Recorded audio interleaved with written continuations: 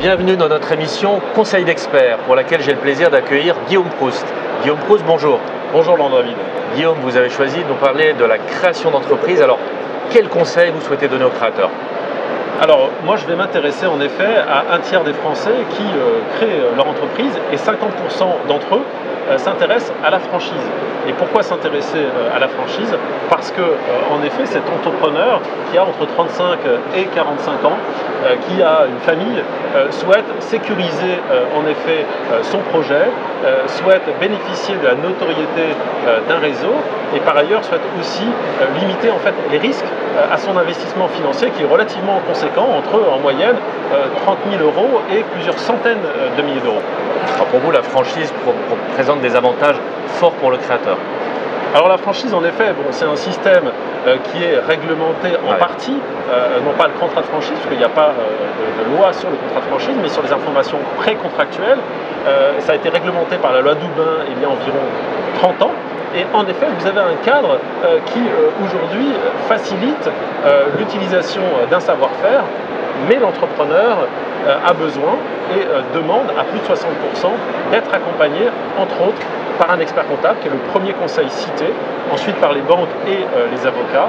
Et nous avons un vrai rôle en tant que maître d'œuvre pour accompagner l'entrepreneur franchisé sur la partie notoriété, pour apprécier les critères de qualité qui sont ceux en effet montrés, affichés par la tête de réseau.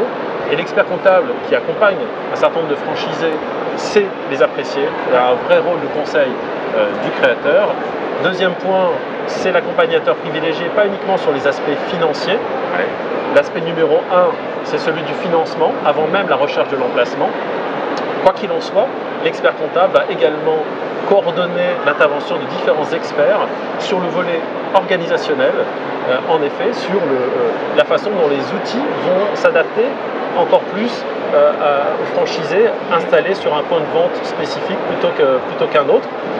Et dernier point aussi, il va aider évidemment avec l'analyse d'un certain nombre d'indicateurs opérationnels et financiers sur des clés de décryptage de réussite ou de risque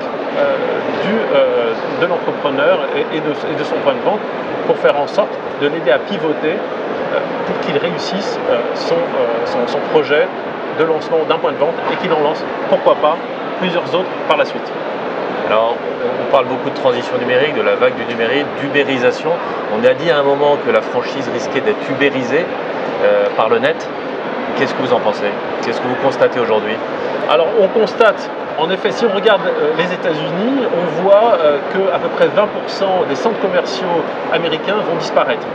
Il n'empêche qu'en fait, il y a une concentration de plus en plus forte sur des commerces de qualité et aujourd'hui, sur une fluidité entre le web et le magasin, on appelle en anglais le store.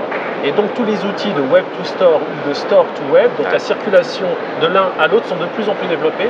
Aujourd'hui, toutes les têtes de réseau développent des outils de géolocalisation automatique, mais également d'outils de paiement avec son téléphone mobile dans les boutiques, ou également de récupération de marchandises qui sont commandées sur le net, ou encore des outils très pointus, par exemple d'analyse des stocks en 2 minutes avec des systèmes de puces RFID, ou encore des outils très pointus d'analyse comportementale qui permettent de savoir en quoi le consommateur, qu'est-ce qui l'intéresse quand il rentre dans une boutique. Donc on voit aujourd'hui, en effet, on aura peut-être de l'ubérisation, mais je crois qu'on aura toujours un minimum de physique et que la vraie réalité, ce sera un mixte entre du digital et du physique, mais du physique qualitatif. On le voit d'ailleurs avec des géants du net qui commencent à créer des magasins.